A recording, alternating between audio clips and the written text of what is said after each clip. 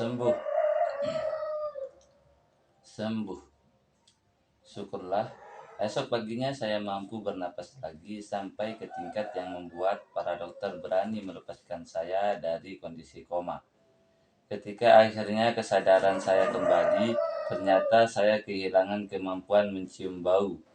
Sebagai uji, seorang perawat meminta saya meniup dengan hidung kemudian mengendus sekotak jus apel. Indra penciuman saya kembali, tapi yang di luar dugaan, aksi menghembus napas kuat-kuat ternyata memaksa udara menembus bocor pada tulang kelopak mata dan mendorong mata kiri saya keluar. Bola mata saya keluar dari rongga orbitalnya dan tidak lepas hanya karena masih ada serabut saraf yang menghubungkannya dengan otak.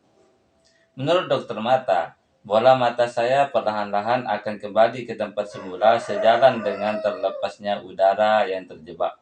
Tapi entah berapa lama waktu yang diperlukan, saya dijadwalkan menjalani operasi 1 pekan kemudian, yang berarti saya masih harus beristirahat beberapa waktu lagi. Saya seperti petinju yang babak belur dalam turnamen tinju, tapi saya boleh meninggalkan rumah sakit. Saya pulang dengan hidung patah, belasan fraktur pada wajah, dan mata kiri yang nyaris lepas.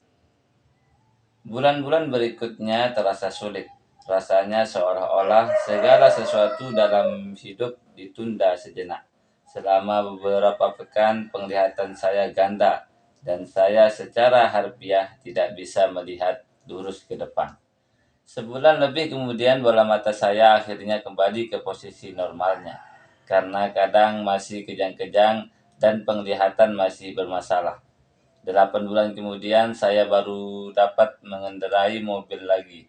Saat fisioterapi, saya melatih pola-pola motorik dasar seperti berjalan mengikuti garis lurus. Saya bertekad tidak membiarkan kecelakaan itu meruntuhkan semangat saya.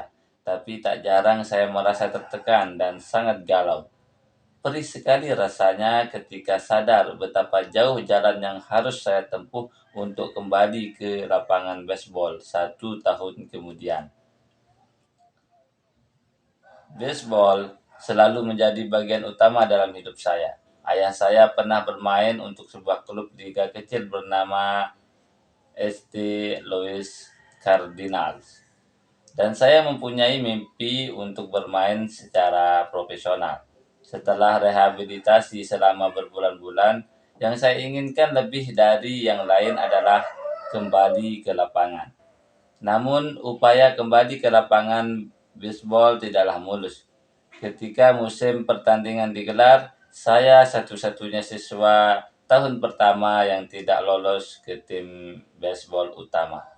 Saya pernah bermain bersama siswa tahun kedua pada kejuaraan tim cadangan. Saya telah bermain baseball sejak usia 4 tahun. Dan bagi seseorang yang telah sangat berpengalaman dalam olahraga ini, tidak lolos ke tim utama sangatlah memalukan. Saya masih ingat sekali peristiwa hari itu.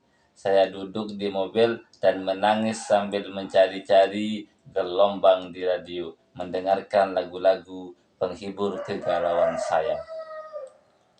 Setelah setahun tanpa rasa percaya diri, pada tahun keempat saya berusaha masuk ke tim utama lagi, tapi jarang berhasil di lapangan. Secara keseluruhan, saya memainkan 11 inning dalam pertandingan baseball tim utama. Hampir tidak mencapai 1 game pun. Terlepas dari karir baseball yang kurang cemerlang di SMA, saya masih percaya dapat menjadi pemain besar. Dan saya tahu supaya segalanya membaik, sayalah satu-satunya yang bertanggung jawab untuk mewujudkannya. Titik perubahan dalam 2 tahun setelah kecelakaan itu ketika saya mulai kuliah di Denison University. Itu awal baru, dan di situ untuk pertama kalinya saya menemukan kekuatan dahsyat kebiasaan-kebiasaan kecil.